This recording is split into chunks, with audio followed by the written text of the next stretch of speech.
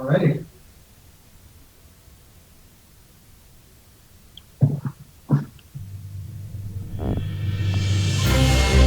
Streaming live via the internet. Welcome to ISP Radio, your weekly source for ISP-related news, events, and interviews with industry experts. If you deliver internet via fiber optic, wireless, coax, or any other way, you're in the right place. Chat live with us weekly via ispradio.com every Wednesday at 11 a.m. Central Time. And now a brief word from our sponsors. Link Technologies, providing ISP consulting, support, and hardware for wireless ISPs. TowerCoverage.com, providing online RF coverage maps. Mimosa Networks, providing high-density, high-bandwidth radio products. Advanced LLC, providing retail and wholesale advanced communication services by matching providers with your bandwidth needs. And by Sitel, providing reliability in surge suppression. And now your host for ISP Radio, Steve Grabiel and Dennis Burgess. Welcome to another edition of ISP Radio. I'm your host, Steve Grabiel, broadcasting from my office in Moriarty, New Mexico. And Dennis Burgess is producing the show and co-hosting the show from St. Louis. Dennis, are you there? I am here. Well, we got some snow yesterday up on the mountain, and it made it really pretty, but I think it's all gone. And I think all that rain, I was thinking, was it caused all of Houston their problems, but I guess not. It was just the low pumping in all the moisture out of the Gulf into Houston. Yeah. I wonder if that's hit you guys yet. No, I mean, we've had a little bit of rain, but nothing like what those poor people have. I mean, I've seen some pictures of guys having their towers flooded out, just really some ugly stuff. So hope everybody's, alive and surviving down there. I'm sure they are. It's Texas. They pretty much always survive, if you know what I mean. But everything's, little rain, nothing major here. It's still very, very nice out, actually. Yeah, you've been real busy. I've been busy out here. Last week we laid about 1,000 feet of fiber to 3 homes. It is our trial fiber optic network, and yesterday we spliced in all the fiber and got it up and running. It's kind of jerry-rigged, if you will. It's by no means a finished product, but because we don't have the splice kit and the fiber patch panel, but we got it lit up yesterday, and it did exactly as advertised. Gigabit connection between the house and the switch in the office. So we're heading down that path, hopefully to add two other clients on this same network as our guinea pig, and go forward with bigger and better projects. Whenever you been busy in your neck of the woods? Well, whenever you light it up at 60 kilometers or 80 kilometers, then you'll go, oh, that's so cool that all of that works. Boom, 60 kilometers and it's up and running, Yeah. So I can't wait to do that kind of stuff. Yeah. So kind of getting back to some of the news that we got going on, I got a couple things. As always, we have a great guest that we're going to have on today, some great presentation, things like that. So I think that's going to be really, really good. A couple things on my front. So a couple things that we've been doing. We have been having a couple issues. Everybody has issues, but this is just a really good story. So this morning I come in, and sure enough, I have a big, ugly red mark on my dude. Server is down. So I look at it and start troubleshooting. And, of course, I'm looking at my phone. There's no voicemails. I don't have any emails other than the alert that came in like at a little after midnight or something like that. And I go, what's up with this? So I find out actually what it is it was actually one of our clustered antivirus, anti-spam products. So this is a box that handles, or one of these boxes that handles 250, 300,000 messages a day. Emails for a whole bunch of mailboxes, obviously, and domains. But it's actually not the mailbox. It's not actually the mail server. It's actually the spam system that prevents spam, viruses, spyware, things like that from coming through. And it was really nice because this is a system that we have clustered, so there's actually multiples in there. We have multiple MX records, multiples of several different things, and this is a perfect example of literally nobody knew it was down. The only person that knew was me when I got in the morning and went, what happened? and it ended up being something really stupid. I don't remember what the problem was. It was very, very simple and basic to get it back up and running. But the point being is that if you build your network, if you build everything correctly with the redundancies that you should be, guess what? You get these wonderful things that you come in and you're not having to get up at 2 a.m., come into the office and actually try to figure out what's going on. So a little lesson in redundancy that's very, very nice to have, and you really need to build that in.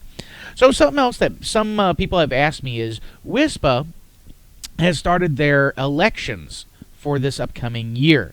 Now, what does that mean? There's actually 2 elections this year. There's actually a vacant board seat that has to be filled, so there's another 1-year term. And then there is the standard elections that would happen every year, and this is going to fill several seats that are coming up for re-election. My seat actually is one of those, and I will be rerunning as well. But I've had a couple people ask me, I'm thinking about running for the WISPA board. What's really involved? How much is it going to cost me? The simple fact is it really doesn't cost you anything. As far as your trips or if you need to go somewhere for WISPA, that would all be paid for. Are they going to sit there and pay for your time? Not really, because that's really what you're doing. The board is a all-volunteer board, and I kind of figured it up. The minimum number of hours per year is around 220 to 260 is how many hours a year that a standard WISPA board member would volunteer per year. So think about that. As long as you have time, if time is what you have available, then guess what? A WISPA board member position may be something that you wish to do. Some other things that we got going on, and we're going to talk about it today. This was actually an interesting topic. We have been, I have worked with one of my customers, one of our good longtime customers that we do a lot of work for, and we actually had a very specific issue come up with a vendor, and we'll talk about this again a little bit later, and a CCR 10009. And we're going to talk about that a little later since we have the vendor who was helping us in this case come up with it. So that's going to be a real good conversation. And the very last thing that we've been doing as far as Link Technologies is, for some reason, it looks like the season's starting for hotspots. I don't know if you have a hotspot. I don't know how many people have hotspots.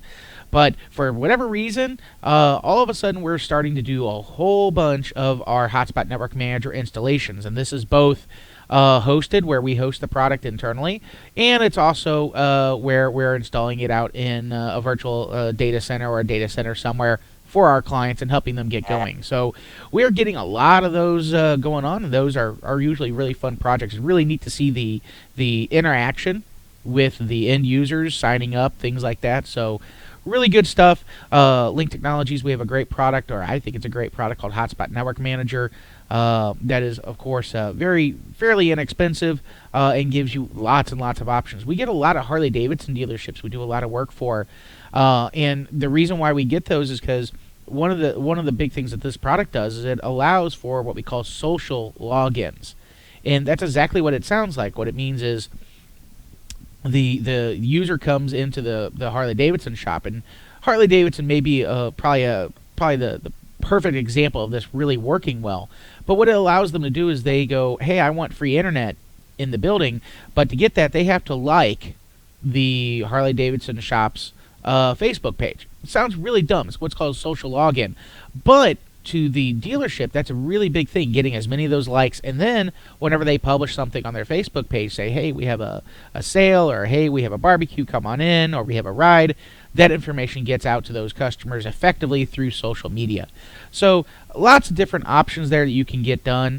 Just wanted to kind of toss that out there, that all of a sudden it seems like it's the season for that. And we're starting to deploy quite a few of those at many different venues as well. So with that said, back to you, Steve, on all of the wonderful things that are going on in your world, and, of course, our guest. Well, you mentioned something interesting that I want to point out. So basically, in your experience, you spend about 200 hours a year, which is roughly 10% of a 40-hour work week. Is that fair to say? In your volunteer efforts with WISPA as a board member, correct? Yeah, somewhere in there. I mean, it all depends. We have a monthly meeting that's online. You have meetings at the trade shows, and in our case, we usually try to help out at the trade shows, so you have some time there as well. But honestly, it's just time, and we do a lot of really good work for the industry. We have our FCC legal expert, Steve Cran. He lobbies for us. We have an actual lobbyist lobbying in Congress now as well. Lots of really good stuff. So if you're interested in becoming a board member, you ought to look into that. Now, there's, of course, a set of requirements. You need to look at those. And you have to be able to volunteer and help with that time. It's very, very important that you have that time, because it is important. It's an important job, and if you don't have the time, then hey, you need to make sure you have that. You need to make sure you have, if you are not the owner of your business, you need to make sure you have permission from the owner of your business to donate that much time. It's very important. There's lots of information in there in the application process, and there's a wonderful PDF that we put out that you can use that says a lot of really good stuff. And without the board members directing it, and without the staff keeping it busy, you know what I'm saying, it's really, really important that we have those volunteer board members, and that we get a little churn every year, that we get some new board members with some new, fresh ideals. Always very, very good to have as well. Now, keep in mind, if you don't want to be a board member, that doesn't mean you don't have to participate, or that you cannot participate. There's the FCC committee, there's legislative committee, there's plenty of committees that you can be involved with without being a board member, and still have plenty of action and get lots of good information. So just keep that in mind. You can go to WISPs website. There's all the election details. You can download the PDF. It has all the details on what it is to be a board member, as well as all the time frames for the election. The very last thing I'll say is make sure you vote. If you are are a member of WISPA and a voting member, of course, get online, and whenever the election period starts and the voting starts, make sure you get that email and make sure you go vote, because that does help us ensure that we get the highest quality candidates out there as well. Yeah. Well, you bring up a good point. Already explained what's going on in my neck of the woods, and today we have on the show from Siklu again. But not again. We got Matt Musial, and he's the self-professed sales guy for Siklu for the South Central and Southeast United States. He's here to talk to us a little bit more about Siklu. We had them on the show earlier, and he wanted to get on the show and tell us a little bit about how Siklu has helped folks in the WISP community, as well as, like you said, you've got a pretty decent story to tell about how they helped you and a client out, I'm sure, Dennis. So, Matt, are you there? Yep, here. Good morning. Or afternoon, depending on where you're at. You bet. Well, thank you for being on the show. To start off, tell us a little bit about Matt. Where did you get started? Before the show, you said this is your 30th year anniversary in being in this industry. Tell us a little bit about you, and then go into a little bit about Siklu and what you do for them. Great, I appreciate it. Thank you both. I was reminiscing with some friends online about our early days in the Air Force. I actually started as a wireless guy at the ripe age of 17, going into the Air Force through boot camp, and then through electronic warfare training way back in the 80s in Biloxi, Mississippi. That was an interesting. I actually picked the school in that career field because it had the longest duration of school and the least duration of being deployed. So it was a whole year in Biloxi, Mississippi, learning about electronic warfare, and so now 30 years later, here I am working in similar spectrum and frequencies that I did back then. A lot of our stuff in the Air Force was mmWave, as a matter of fact. Since I did turn to the dark side of sales about 10 years ago, I came from deploying networks in Brazil, Central America, and South America for way back in the paging days. And when I returned to the U.S., the tech jobs, there was two things that happened: a telecom crash and the .com crash. So I was convinced to turn to sales, and have been doing that here for the last actually 11, 12 years. So I'm now working with Siklu. I'm real happy here. I had been looking at working with them or being recruited to work for them for about 2 years and had some deep looks into the quality of the product and what it is they do and what markets they address, and was real happy to learn about their growth and that they take the ISP market very, very seriously.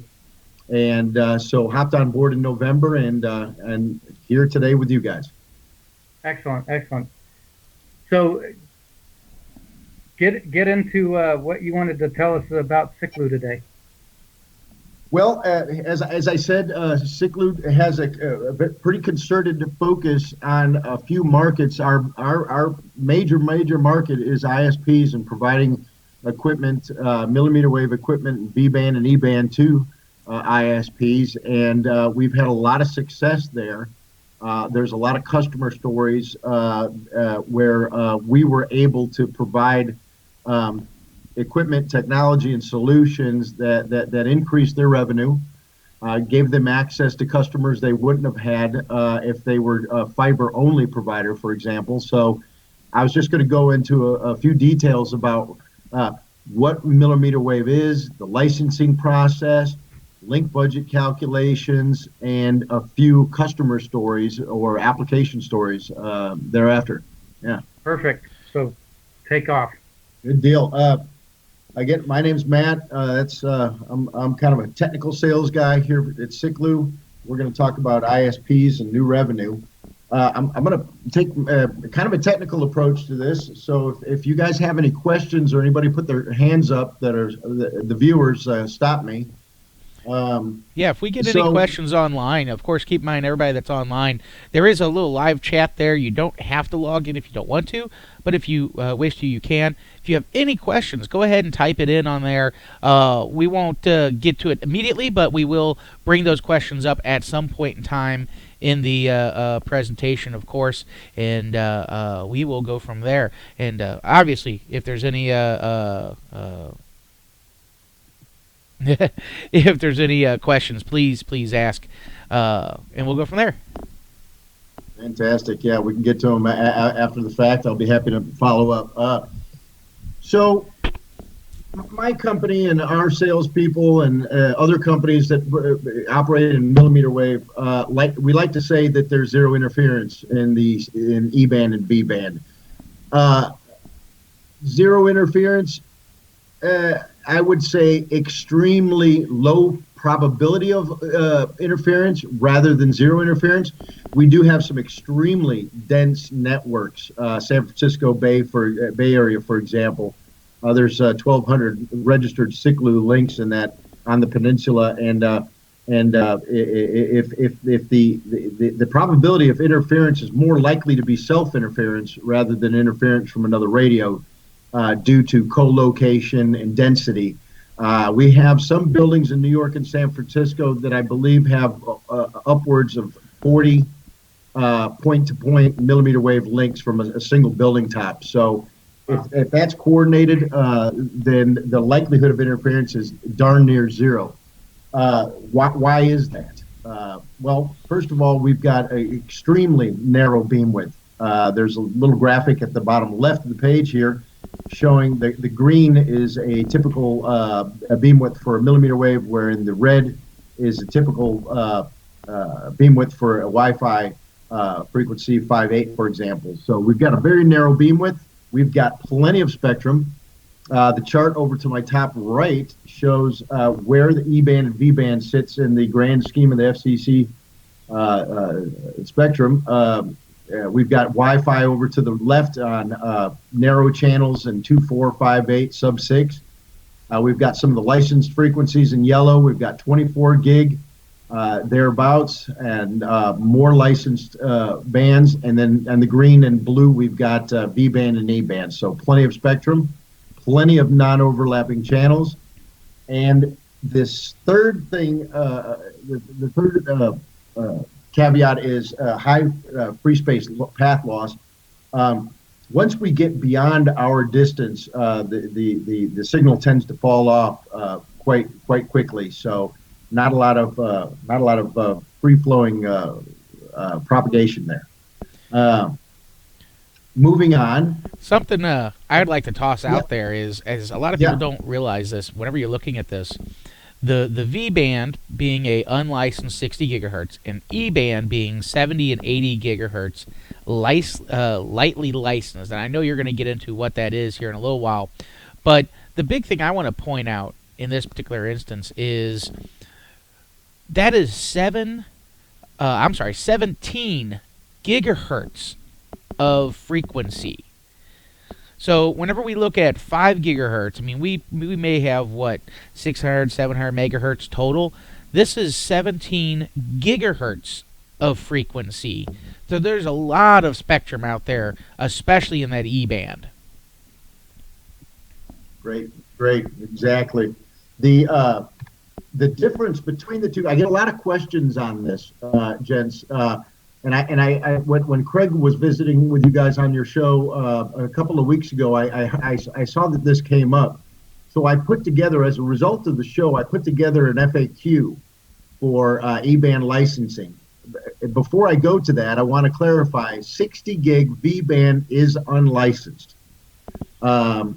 70, 80 gig E-band is what the FCC deems lightly licensed, or not a heavy license like 11 gig, 6 gig, 18 gig, where you pretty much have to go through the entire PCN process, or prior coordination notice, with an FCC coordination agent. That process can take anywhere from 30 to 45 days. If there's any issues and there's congestion, it could take as much as 90 days. When we talk about lightly licensed, we're actually talking about sort of a information exchange between the operator, the FCC database holders, and the FCC themselves. So the process is quite simple. The first step is to get your FCC FRN, or registration number. I went through this process myself as I wrote this FAQ, so it is quite easy. It takes about 10 minutes to get your FRN. They want some information, and this is if you're not a common carrier. If you're a CLEC or a mobile operator, or you're a big outfit, this process takes a little bit longer. And likely you already have an FRN in that case. So the first step is to get your FRN. It takes about 10 minutes. That comes back. It's free. The second step is to apply for a nationwide license for E-band. It takes about 30 minutes filling out some documentation on the FCC Universal Licensing Service. You enter in your information, and at some point it comes up to apply the apply button and pay your $490 fee. This gives you a 10-year nationwide license with the FCC. That process takes about 24 hours, and then your license is granted. Once that license is granted, you are able to use ComSearch or one of the other FCC database managers, and you're able to set up your own links on their portals, one by one or in groups. So if you're planning on putting in a few links here and there, Siklu does have a nationwide license that we can go through this process for you, and you can operate on the Siklu license.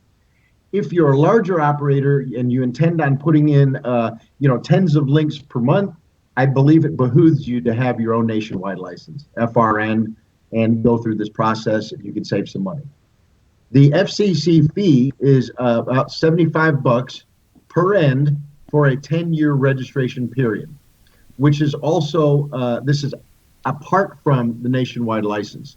So each individual link, about $150, that's for 10 years. It's also considerably less than heavy licensed products. That's about it as far as licensing. If anybody wants, I can send this FAQ to them, or if anybody wants to put their hand up, or I'm happy to send this out, or they can contact me directly. One of the questions is, so say I'm interested in this product, and I want to build 2-3 links. and I utilize Siklu's license, what's the cost for that through Siklu? I mean, It's a pass through for us. We don't charge extra on it. well, that $75 license, I mean, would we have to, as an ISP with only 2 or 3, E-band licenses, we'd obviously pay that $75 to you guys, I would imagine. Right. That's kind of like a skew with when you go to one of our resellers. You would apply for you would just give them a purchase order for that service, and it's more or less just a pass through. We don't put any sort of profit on that at all. Yeah. We get the information and we dial it in and do it for you. Yeah. Gotcha. Okay. Yeah. Happy to help. Again, a lot of people like to have their own licenses under their own names, though. We're finding that more and more now. So there's lots and lots and lots and lots of questions about weather. Even folks that aren't real super wireless guys are concerned about weather and millimeter wave. I get this question from a lot of folks, and I think it boils down to a lot of my predecessors and some companies that came into the millimeter wave market several years before us. They kind of oversold and so overpromised as far as link distances.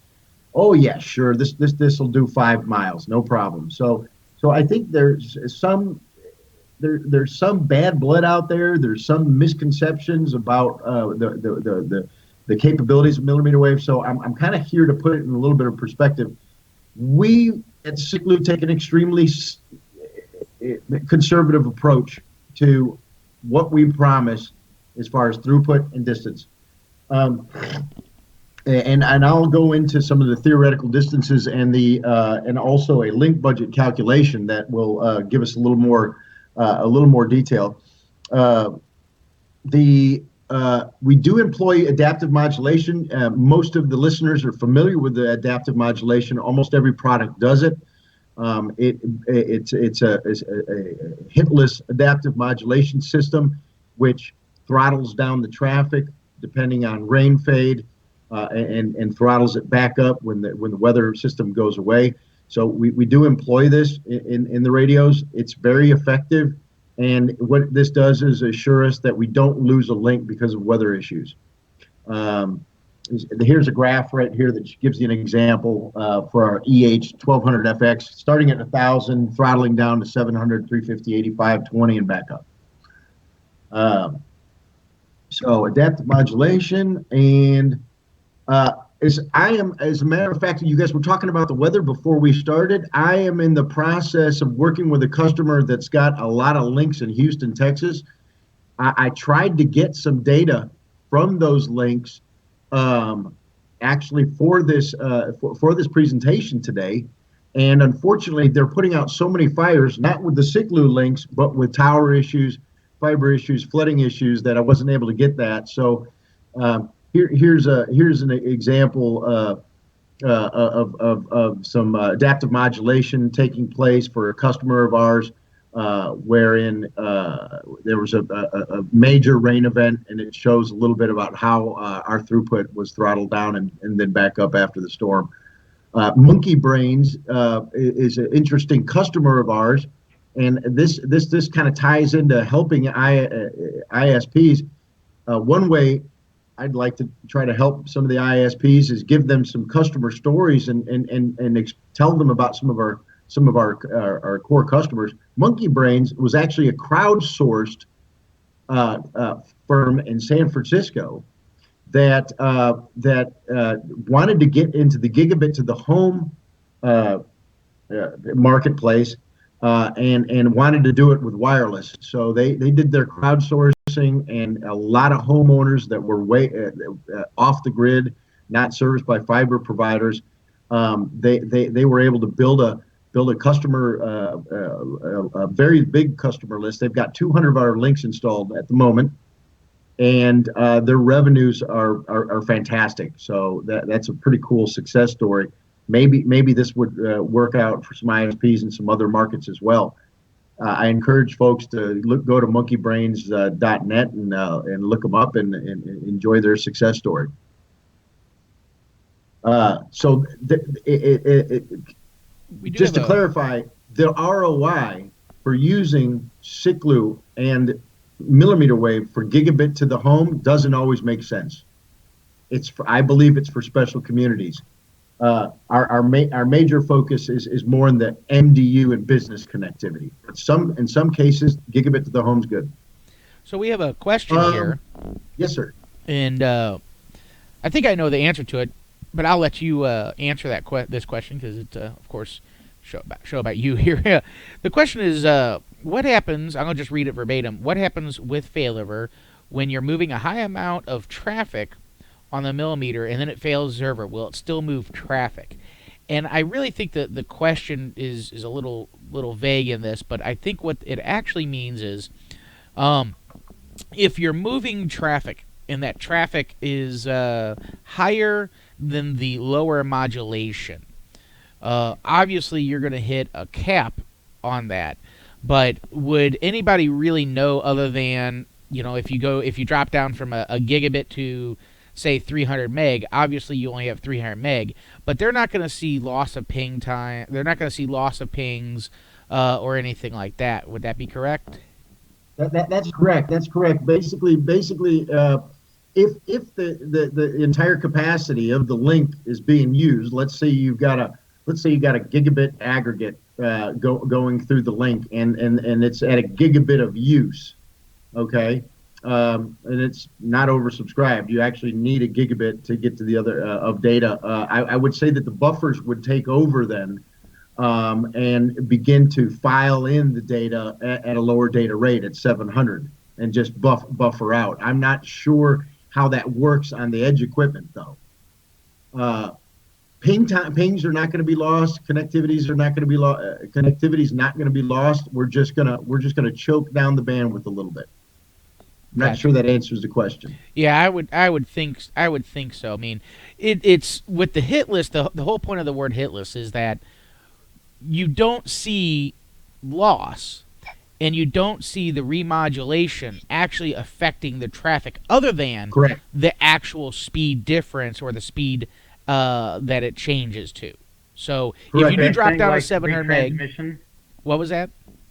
Are you saying like retransmission of a packet that didn't get sent? I don't even think it needs retransmission for the most part.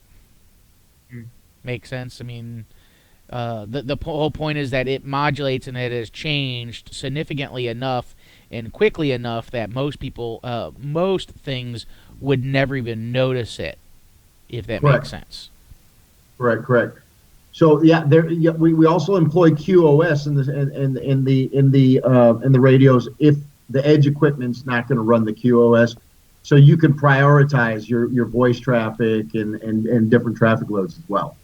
Gotcha. So as it moves through the modulation and throttles down and throttles back up, the radios can prioritize which traffic is priority. And the hit list, you're right. We changed the modulation rates so fast that the edge equipment the customer wouldn't know if they were surfing on the internet or even on a phone call. Gotcha. So we got another question. This kind of is off topic as we go through here, but we got time. So the question, again, I'm going to read it verbatim. What is the practical limitation of the mounts, i.e. how much can they move without dropping or degrading the link substantially, and how hard are these links to align? That's a fantastic question. Yep. Very on topic, as a matter of fact.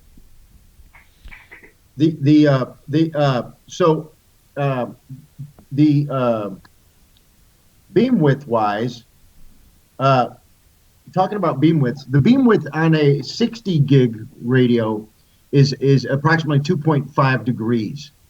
And the reason that we built it that way is because our B-band 60 gig products are were generally made for street level applications. Excuse me. Street level meaning on street furniture such as street lights, intersection stoplights, and what have you. So that beam width is made to function in something that's going to sway a little bit, vibrate a little bit as the bus moves by. The beam width is plenty wide for those applications. The E-band is a 1 degree beam width, and therefore needs to be a lot more solid. So V-bands for street furniture, it can be building top to building top, but E-band is not a product as with a 1 degree beam width where you would put it on something that's shaking or having a lot of movement. That needs to be on a real solid mount like a tower, parapet, building mount. If you use a non-penetrating roof mount, for example, it needs to be a big buster and pretty solid. Also note that whenever we look at these products, you also have to realize that you're installing these typically at a very small distance as well. So you're only going a mile or two. Whenever you look at beam width and you look at distance, that's really where you get into big trouble. If you have 12 degree beam width at 10 miles, all right, that's actually not super hard to install. But whenever you get to like a 3 degree beam width at the same distance, it gets very, very touchy on that. But in our case, we're a much shorter in this. A mile or a half mile or a quarter mile, something like that. And I'm sure we're going to see exactly how far the radios are going to be able to go. But the point being is that even at the narrow beam width, the distance that it covers at those shorter ranges is much easier to install as well. The installation process, I did that's the second part of that gentleman's question or lady's question. The installation process is a little more touchy than it is. It's very similar to licensed microwave. Very similar to licensed microwave, like long shot licensed microwave. So if anybody here has tried to align 13 mile 11 gig link, they know it's taken quite a bit of time. For our 60 gig equipment, generally our 60 gig equipment is specified up to about a third of a mile. Short distances, you almost always see the other side. So alignment's fairly straightforward. The mounts have micro adjustments in them, so the alignment's pretty straightforward. If you are going to do an E-band 70-80 gig shot that's 2 miles or 3 miles with 2-foot dishes, that's going to take some time. That's an investment in time. But the good news is once you do your first install, you've got a few tricks up your sleeve. And there's some applications that I use on my telephone. One of them is theodolite, for example. You're able to trim down that alignment time considerably. It's a learning curve. So I'm going to move on. We have, as a matter of fact, are you guys familiar with theodolite? Have you seen that? No, I'm glad you bring it up. Tell us about it. Let's. I'm not sure if the you guys would be able to see my telephone. It's speaking of alignment for anything, for that matter. This may be. I'm going to try to. Oh wow, we got lots of reflections here. So this device, it's an application on the phone. It's about $4.99. This device could be placed in front of your iPhone or your Android can be placed in front of an antenna, and this application will give you azimuth, elevation, and kind of more or less point you in the right direction. The application name is I don't know. Did you guys actually see that? Yeah. Yeah. So you can see it's pretty cool. The application's name is, and I don't represent them, it's THEODOLITE,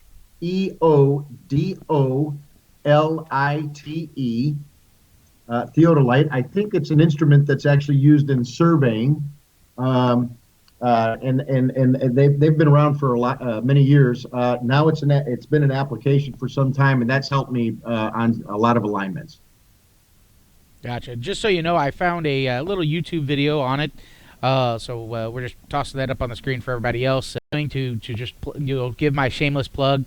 Sorry, Steve, but we actually have an application, a Droid application on TireCoverage.com that does something very similar. It's what we call augmented or augmented virtual reality. The only difference in tower coverage is that you would put in all of your towers in the application, and what it does is it actually puts a little dot out there in the virtual reality and says, "Here's where your tower's at." Now, this is only as accurate as the gyroscope, the compass, etc., inside your phone, of course. And you need to typically make sure, especially on older droids, you need to make sure you have that set up correctly and calibrated. But very, very similar. And the big thing here is it at least gives you a really good, here's my bearing that I'm at, and I should be really, really close to this. So, right. Yeah. Awesome. I'd love to see that too. If you don't mind sending me a link. I can't see the video, but sure. I'd be real curious to see that one as well. So I just skipped the last slide. Actually, I thought it was really cool that we had iPerf built into the radio. Man, that I thought that was a nifty feature. I'm not sure if other manufacturers do that, but for what it's worth, it's pretty cool. So now we're getting into the discussion of distance. Again, I take a very conservative approach on the distances that my customers should expect. It is directly related to where your installation is and how much rain you are to expect. Millimeter wave does tend to work a lot better in a desert than it does in the tropic.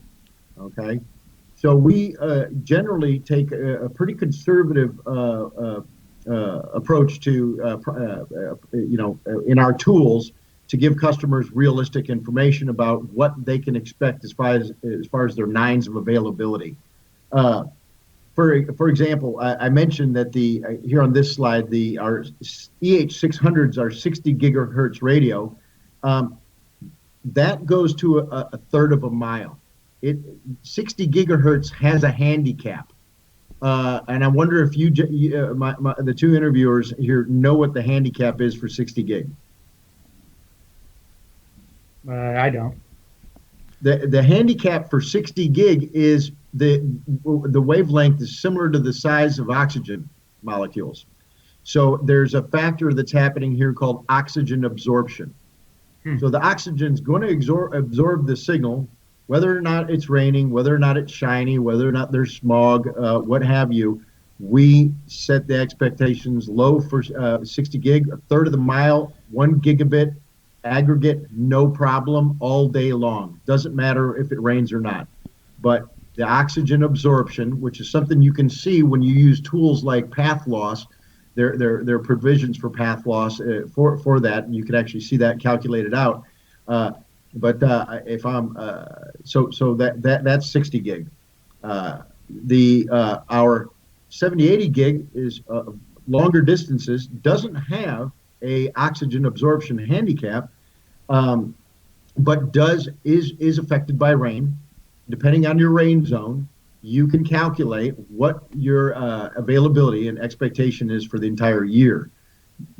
I've got a couple of theoretical distances are here on my graph, but if I go to my link budget tool, which I hope loads up, and I have an example here that I'll take is our Ether Hall.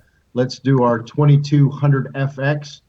Our 2200 product is capable of 2 gigabits full duplex. That's 2 gig up and 2 gig down. And I'll say that we're going to use a 500 megahertz channel here. I'll leave the center frequency alone. I'll throw on some 2-foot dishes. And by the way, guys, I know there's some really, really awesome tools out there of late. Mimosa's got some interesting tools. Our tool's a little bit rudimentary, but it's point to point. It's not rocket science, so it doesn't need to be that fancy. Maybe one of these days we'll get a little fancier, but I think it serves the purpose. So let's say we're going to do let's say we're going to do a mile link, let's say 1.5 mile link, and let's put it in Texas, where I'm at. Based in Austin, Texas, by the way. So, San Antonio is the closest here. What that does when I check that Texas San Antonio box is it goes to a database of rainfall measured over a course of several years, and it determines my rain zone. You can also select your rain zone if you know what that is, or you can enter the coordinates, or you can enter the rain intensity that you're expecting. But once I have all that information put in there, I hit the calculate button, and what it does for me is it gives me a couple of points of detail here. What I'm going to focus on is the bottom line here, how many nines of availability I am looking at for a 1.5 mile link. So I'm looking at the full 2 gig 99% of the time. I'm looking at the full 2 gigs 99.9, also 99.95% of the time. Once I get to 4 nines, I'm throttling down a little bit. This may happen a few hours a year where that heavy rain is coming in. I could go through a lot of different theoretical locations and distances. My point was I wanted to show you guys that this is a pretty simple tool. It'll tell you what your expectations are, and I also wanted to iterate that mmWave is a really great technology. We say it's fiber-like because we can supply the customer with a service level agreement that I think is above satisfactory. Without the interference, the big pipe, if we over-engineer the links, we can give them fiber-like connectivity that they can have great expectations for. So you mentioned and threw out a customer in San Francisco, and I think the majority of us know kind of the environment there, a lot of fog and probably a lot of rain. What are they running at what distance, and does your planning tool there match kind of what the real world is for those folks? Yeah, it does. It does because the numbers that you saw as I pulled up that tool are also conservative. They're taking the rain fade and adding a little bit of room for error, so they're very conservative. I have to say, gents, that I have a lot of customers that are running our links over 3 miles. Even with kind of under-engineered links, let's say. And they seem to be extremely happy with it. Other customers are always looking for 4 nines, 100% right. of it. Then you have public safety customers that are looking for 5 nines. So it really depends on the service level agreement that you're going to offer your customer. Speaking about that customer in San Francisco, I'll go straight to that. The name of that customer is WebPass. They've got several markets. San Francisco was the market that they launched in. They almost exclusively use either trenched fiber or Siklu mmWave. I think we've got about 1,000 links or 1,000 customers running on our stuff, and they're also rated. So ironically, they're also rated at the highest, one of the highest customer satisfaction providers in the Bay Area, with the highest data rates. So I can tell you that they're conservative as far as the link distances. If it's going to be out of the Siklu wheelhouse, they will install licensed microwave 11 or 18 or something like that for those cases. The close-in shots are using exclusively Siklu. Most of the shots are exclusively Siklu, and then they'll go out of that when the distances get a little bit longer. San Francisco, Chicago, New York City are special markets, and I understand that we have a lot of rural wireless ISPs out there. Most of the ISPs out there are rural. It's just a fact. Not everybody can tackle these big cities. So in rural scenarios where we might fit, may not be several hundred multiple dwelling units or campuses or hospitals within a shot of millimeter wave. It may be that we have fewer opportunities or applications in the rural, but I believe they're still there. Mm-hmm. So we have a few other questions that came up on our chat. Wonderful. Let's kind of grab those real quick here. So the very first question is, using the 70 and 80, can we get away with 3-mile links? And I think we answered that for the most part, that we can get away with 60. Or I'm sorry, that we can get away with 3-mile links in 70 or 80. And then they're basically saying, at 3-mile links, what throughputs are we seeing in the field at those types of lengths? So 3 miles. So 3 miles is the magic number. It depends on how many nines you want. Okay, so we just developed a product for a very, very, very popular, probably the most popular social media companies out there that is going to be rolling out their own networks similar to Google. So we took, they came to us and they told us, guys, we love your product.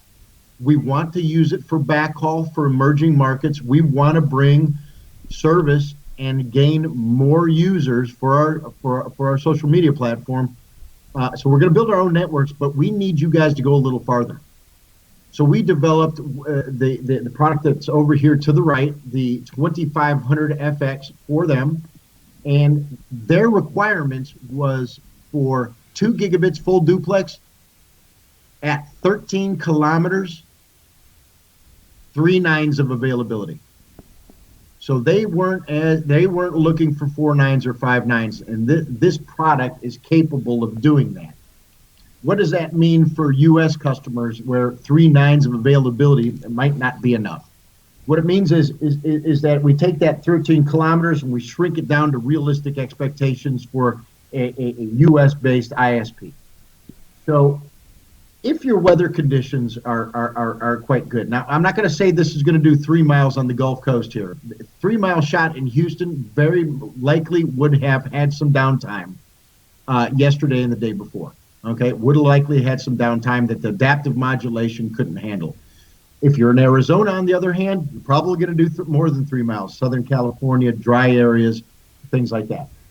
So it's really a matter of when we calculate and use that the link budget calculator, we're actually calculating for the full throughput at the 3 miles.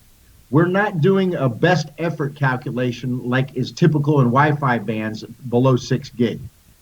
So we're generally calculating for full capacity. Can you hard set the radios at a modulation rate lower than full capacity? Yes, you can. You can drop it from 64 to 16 QAM to overcome and lose capacity and overcome some of the distance issues. Does that answer the question?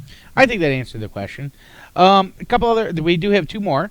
Temperature inversion and dew on the dish, would those modify or heavily affect the radios and the links? That's a good question. I am receiving some information from my secret sales engineer over in California. I'll start out by answering the question. I don't think dew's big enough. So all of the antennas have a nanotechnology super secret coating on them that basically under a microscope looks like a million little cones. So what does that mean? It means it's hydrophobic. It's a hydrophobic coating, and that is meant to prevent the buildup of rain, dew, and water or a sheet of water per se on the antenna radome surface. So that helps a great deal. So when you're installing these radios, you want to be very careful not to rough up the front of the antenna. It has a protective sheet, a plastic sheet over it that keeps it protected. So you'll usually do the install and take that off the last thing and leave it there. Temperature inversion, I believe, does not affect millimeter wave. I am not for certain, and I'll see if Tim pings me on my cell phone. How about icing? Icing could affect it. We do have a lot of links. I'm surprised to see that we've got a lot of links in northern Russia and Alaska that I've seen covered in ice, and apparently, according to my counterparts that cover those territories, they work well. I would say if you're expecting a lot of icing, I would say that we over-engineer again and maybe reduce our distances to overcome anything that could happen there. I will also do a little bit more research on that and see if I can get a white paper that addresses that. But Tim is telling me that temperature inversion does not affect the links, and to my knowledge, icing does not either. But I'll have maybe a better answer here in a flash.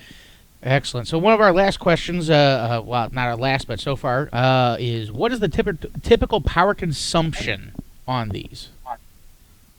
Power consumption is going to be, let me pull up a data sheet. Here. That was one of the questions I think we had at the last show. They're PoE, right? Is this PoE or is it? Yep, we're PoE injected. Yeah, so I mean, you're a PoE, so I mean, you don't have that much, you don't have too much wattage on a PoE device, but I'm sure he's going to get us that information here momentarily.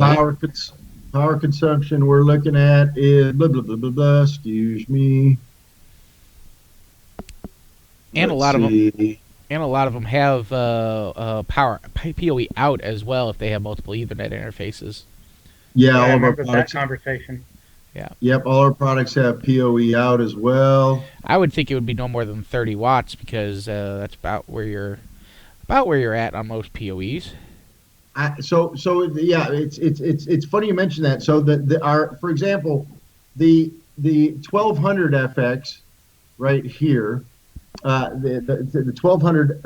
Let's see, the 1200 is about 25 watts. In the 7080 gig, the Ether Hall EH600 is about 26 watts. And we use a power injector that gives us quite a bit more juice than that. So these ports can be utilized to power other devices like APs or cameras. Yeah, one of the things that was always interesting to me was that having a PoE out, they're really designed to go on, those poles and those types of things. So when we look at that, we end up getting a lot of products where you can take two radios and power them back to back, or you put up a radio and a camera or something like that, as they've been used in a lot of urban areas as well. Right.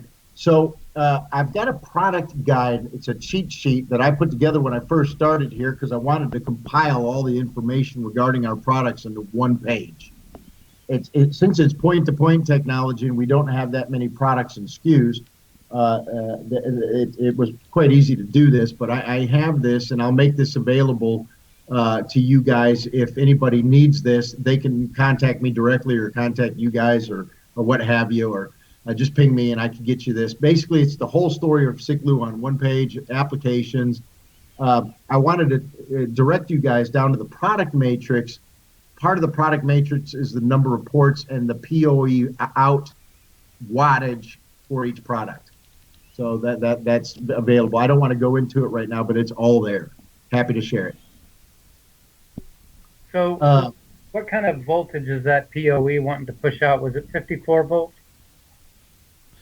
I think 802.3 AT, I believe, or AF, I'm sorry. It is AF. AF, the in ports and the out ports are AF compliant. I have to check. As a matter of fact, nope, there he goes. We had this conversation a little bit ago, a few weeks ago, with the other gentleman from Siklu, and it really came up to it is AF compliant. and the output is AF compliant. So actually one of the questions we have is what standard of PoE switches, etc. Anything that would be 802.3 AF. So the Nettonics with the 48 volt would be, however, it may need the high power, depending on if you're powering something else as well. So one thing I wanted to clarify, that some of our products, if our product ends in a T, it's a TDD product. So if I say 1 gigabits for a TDD product, that's aggregate. If we have an F product, it's full duplex. So if I say 1 gigabit for that product, it's 1 up and 1 down. So our TDD products are in the area of 25 to 26 watts, and our FDD radios are about 40 watts. Why is that? Because if I have a full duplex link, I've got 2 transceivers. I'm transmitting on 2 different frequencies, so there's actually 2 radios. So it more or less doubles or increases the wattage that's required. So another question we have is, how long have we had, or Siklu anyway, has had 70 and 80 gig links in the field? So how long have you been selling those types of products? And then based on that, is there a definable or published RMA failure repair rate that you're seeing?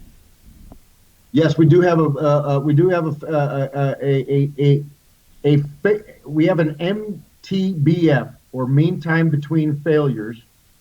It calculated at 90 years. How is that done? Obviously, since we're an 8-year-old company, a lot of that is theoretical. But it's theoretical. It's ongoing, and it's a living number. Why? Because we are taking in-field failures and adding it to the calculation. So the mean time between failure is at this moment calculated at 90 years. So it's a pretty good calculation. And you've been selling those 70 and 80 gig links for 9 years? So the company is 8 years old. The fail rate's 90. The company's 8 years old. We've been shipping products for 6 years. We started with the 60 gigahertz, and if I'm not mistaken, we have been shipping 70, 80 gig product for 4.5 years. Gotcha. So I wanted to kind of get back here. I don't know how much more presentation you have, but I wanted to kind of get back here to one of our topics that I kind of started with at the beginning of the show, was this wonderful little issue that we had. We were deploying a Siklu 2 gig link. In this particular one, it did not have a 10 gig port, so they have multiple single gig ports. And we were having problems getting the full 2 gig. And it was kind of an oddball issue. And what it really came down to is there was about 6 different issues that went through everything. But eventually we got the Ethernet cables squared away, all that kind of good stuff. And what we ended up with was a limitation in the CCR 1009. So those of you that are deploying Microtech Cloud Core routers that are specific to the 1009 or the 1009 product, it is not an issue with the 1016 or the 1036. But the 1009 has a very, very specific network design, or what we call board design, that is designed to help with the cost. Imagine that. I mean, the whole point of the 10009 is to get a lot of the costs down. And what I'm going to do here is I'm going to try to bring us up here, and this is what we call the block diagram for the 10009. I'm going to toss this up here. Let me toss it up there where people can see it. There it is. There we go. So the block diagram shows something very specific, and that is either 1, 2, 3, and 4 are all part of a gigabit switch chip that allows you to do hardware switching, and then there's not a problem with that. However, if you're trying to do bonding across either 1 and 2, as we were, or in our case 802 link aggregation lagging is what we're doing, LACP, across that, but bringing that back into the software, so we're doing software bonding in this case, you actually have a single limitation of 1 gig from the switch to the CPU. So what does that mean? Well, that means even though you have a pair of gig links, you're going to get 1 gig total or 500 meg on each link. So we actually had that problem, and a little bit later on, I'm sitting there going, well, let's try some different ports. And we ended up on 5 and 6, and then magically we got the full 2 gig. So this was not a product limitation in the Siklu product by any means. This was 100% an issue with the particular product selection of the Microtech line, in this case the CCR 1009 product. Okay, so this was a really big thing, because in this case the customer did not want to have to deploy switching infrastructure to do bonding or anything like that, which is very, very important. And I want to make sure I note this, is that this actually occurred. We were having a couple of these problems, and there was a number of issues. Like I said, it wasn't just a Microtech. There were some Ethernet issues, some things like that. And Siklu actually grabbed one of their engineers. What was his name? Matt? Moti. And literally flew to the customer and was on site. And, of course, by the time we got on site, most of the things were solved. But the point being was that they did go out of their way. They sent a guy out to try to help the customer get things going. So I also want to bring up another diagram, which is the 1016, which is very similar to the 1032 diagram. Again, these are just public diagrams. These aren't, they're right on the routerboard.com site. But if you'll notice in this particular one, the 1016, we have all 12 gigabit Ethernet interfaces with a direct connection to the CPU. So there is no switch chip limitation in this particular example. It's only on that 1009 product, and of course that was specifically done to, of course, save some money. How do you cut costs? Well, you cut the bandwidth, or you change the design a little bit. So again, there's nothing wrong with the design. The design is perfectly fine. It's just a design consideration that someone, whoever's selling you that hardware, should be aware of, or you should at least be aware of.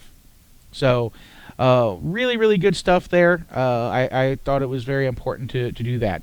I guess we're about out of time here. We probably want to try to wrap her up here. We got another question. The availability of the 70 and 80 gig units. I mean, those are readily available, correct? Yes. Yes. We have several stocking distributors in the U.S. and there's lots of them. We have ISPs that buy them kind of by the pallets, so we do have to keep a very large stock here in the States. So they're very readily available, and of course, unlike licensed microwave, you don't have to have an ODU that's specific to the subband. So it's an A and a B, and fully field programmable to the frequency that you've requested from the center channel that you've requested from the FCC. So is there? I just want to make sure I got that right. There's not a master and a slave unit. There's just one SKU for both sides. No, there is an A and B. Okay, there is an A and B. 7080 and 60 gig unlicensed. There is just one SKU for either side. And when you get into FDD radios like our 1200 and 2200, there's going to be a high and a low, as it were. Okay. Yes. So you will have to keep a high spare and a low spare. Correct. Gotcha. Correct. All righty. So I guess is there anything else that last minute that you want to show us, Matt, before we get out of here? Yeah, two quick things. I want to say that I think that ISPs. I'm really glad to see a healthy ecosystem. I know that the ISPs have been through the ringer with some of the big service providers and all that stuff, and I'm glad to see that that ISPs are growing and still successful here in the States. I just wanted to mention that I've noticed a lot of our ISPs are getting into other markets that's not just internet service. I'm starting to see a lot of our ISPs do a lot of Wi-Fi hanging, integration for campuses. I'm starting to see a lot of our guys start to work with camera manufacturers and start to do video surveillance. So it's all fantastic to see. We like to think that we provide enough capacity for multiple applications to run on the same backbone. And we're happy to help. The last thing I wanted to say is that we know that sometimes buying some equipment up front for backbone or for access for your customers is a little bit difficult. In the case that you guys are looking at financing equipment, Siklu's got a program wherein we're taking the brunt of the punishment on the rate, and we're taking it from 8% and making a 3.9% a rate on equipment leasing. So it's a program that we just kicked off, and I just wanted to make everybody aware that we're happy to work with them in leasing and can save them some money as well. The last thing, there's my contact information. If anybody wants any additional information, I'm happy to help. Here for you. I appreciate it very much, guys. You bet. Well, I want to thank Matt Musil with Siklu for being on the show, talking to us a little bit more about their mmWave product. Very interesting to me. I'm in contact with them, wanting to get more information on a couple of links I want to build. But again, thank you, Matt. Dennis, anything else you have to say, or any other comments from the crowd? No, I think we have all the questions answered. That all looks really, really good. We appreciate everybody joining us. If you have any questions or comments about the show, make sure you email sales@ispradio.com. If you have any topics that you would like to see us cover, shoot us that as well. With that said, I think we're pretty much out of time. Well, cool. Well, thanks a lot, Matt. Thank you, Dennis. We'll talk to you guys next week. Have a swell week. Thank you for listening to ISP Radio. We hope you've gained new insights and additional wisdom in our industry as well as your business. Please remember to visit our show sponsors via the links on ispradio.com. If you're interested in becoming a show sponsor, contact us at sales@ispradio.com. Now go out there and push those packets as fast as you can. Good luck and Godspeed.